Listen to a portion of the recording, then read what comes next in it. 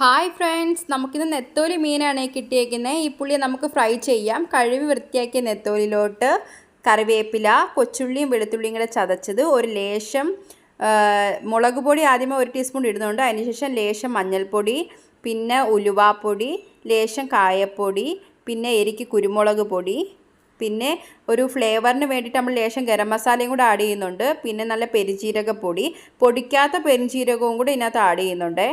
അതാണ് ഇതിൻ്റെയൊക്കെ ഹൈലൈറ്റ്, ഈ മീൻ ഫ്രൈഡ് തന്നെ. പിന്നെ ടേസ്റ്റിന് വേണ്ടിയിട്ട് ഉപ്പ്, ഇതെല്ലാം കൂടെ ചേർത്ത് നല്ലപോലെ കൈവച്ച് തന്നെ ഇളക്കി ഒരു 3/4 മണിക്കൂർ റെസ്റ്റ് ചെയ്യാൻ വയ്ക്കുക. എത്രത്തോളം വയ്ക്കുമോ അത്രത്തോളം മീനിൻ്റെ ടേസ്റ്റ് നല്ലപോലെ മീനിൽ മസാലയൊക്കെ പിടിക്കും.